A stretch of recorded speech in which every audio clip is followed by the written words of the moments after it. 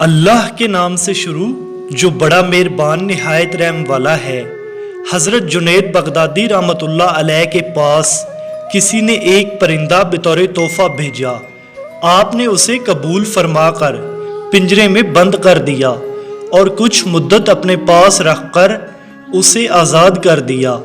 کسی نے پوچھا آپ نے اسے آزاد کیوں کر دیا؟ آپ نے فرمایا کہ مجھ سے اس پرندے نے بڑی منت سے کہا، اے جنید، افسوس ہے کہ خود تو اپنے دوستوں سے ملاقات کا لطف اٹھائیں اور مجھے میرے دوستوں سے ملنے سے روک کر پنجرے میں بند رکھے۔ مجھے اس پرندے کی یہ بات سن کر اس پر رحم آ گیا اور پھر میں نے اسے آزاد کر دیا۔ اڑتے وقت اس پرندے نے جو مجھ سے کہا وہ بات قابل غور ہے۔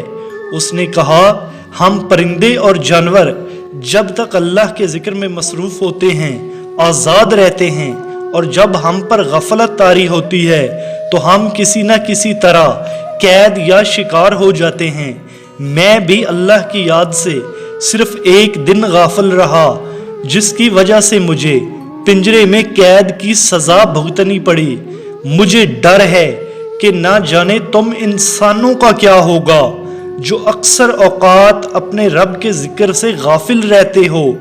اے جنید، میں آپ کے سامنے وعدہ کرتا ہوں کہ میں آئندہ کبھی اللہ کی یاد سے غافل نہیں رہوں گا۔